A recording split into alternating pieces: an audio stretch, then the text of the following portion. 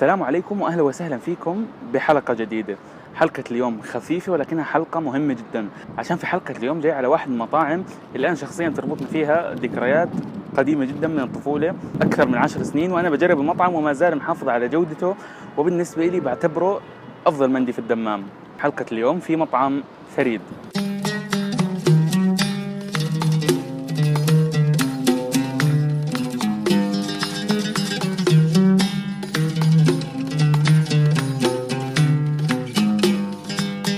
يا سلام، أفضل مندي في الدمام، من المطاعم القوية جدا واللي أنا شخصيا تربطني فيه ذكريات، يمكن أكثر من 10 سنين بجربه ومحافظ على مستواه الصراحة، ولا مرة خيب الظن.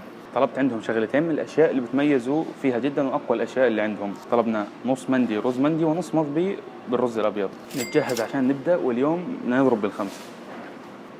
نجهز الشطة والأشياء الجانبية عشان ندخل.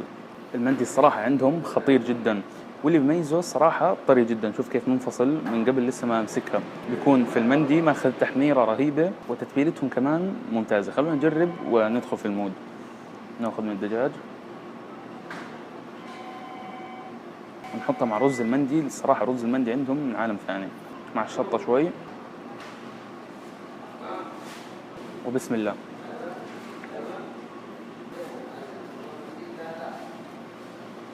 شوف اللقمة هاي، شوية بصل، عصرة ليمون، وهاي المرة بنحط من الشطة هاي،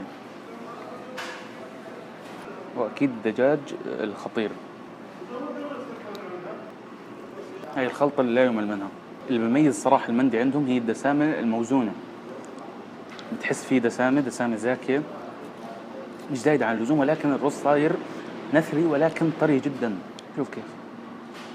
والدجاج عندهم الصراحة ذايب وتتبيلته خرافية. النكهة نفسها ما تغيرت من أول مرة جربت فيها من 12 سنة تقريبا. طبعا زي ما حكيت عن الرز نثري ونكهة الدسامة فيه رائعة جدا. نيجي على الدجاج في موضوع إعجاز، طري جدا، وفي نفس الوقت من برا في طبقة تحمير رهيبة، وهيك قرمشة بسيطة. طبعا ما حدا يسألني إيش اللي صار هون. في العادة أنا بتذوق الأكل وبنقيم ومصور الحلقة، بعدين بعد الكاميرا بنتفاهم. بس اليوم ما شاء الله جليت لهم الصحن.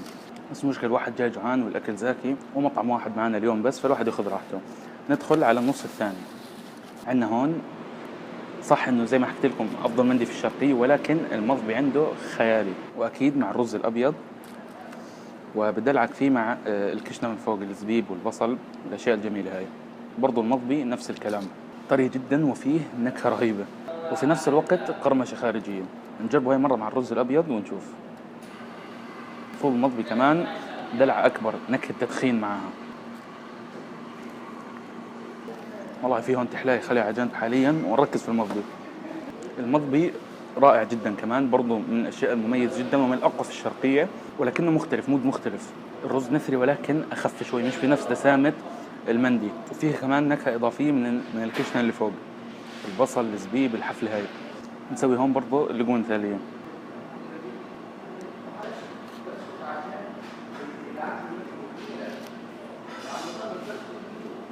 والحلو كمان انه لحومهم محليه، سواء لحم او الدجاج.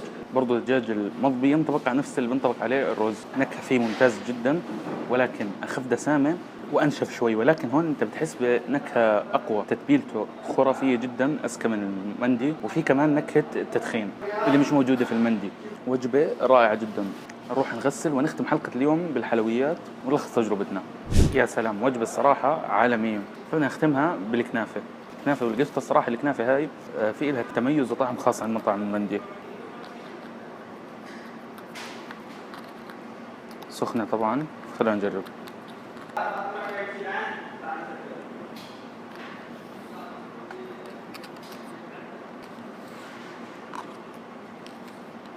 أنا رأيي خليكم على المندي عندهم وننسى موضوع الكنافة، يعني عشان نضل متصالحين مع بعض وما تخرب علاقة الطفولة. ماشي حالها، ولكن كنت أتوقع الصراحة يكون فيها قرمشة أو إيش زي هيك، ولكنها طرية على الأخير.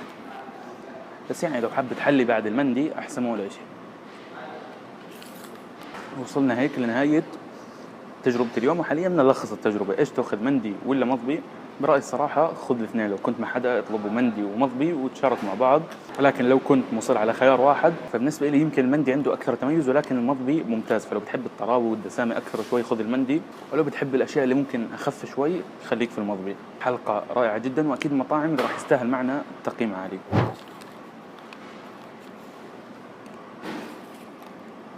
حلقة مهمة جدا والمفروض من زمان كنا عاملينها، ولكن مش مشكلة. اللي جرب يكتب لي رأيه في التعليقات، وما تنسوا تشتركوا في القناة عشان ما تفوتكم الحلقات الجاي. اشوفكم الحلقة الجاي. السلام عليكم.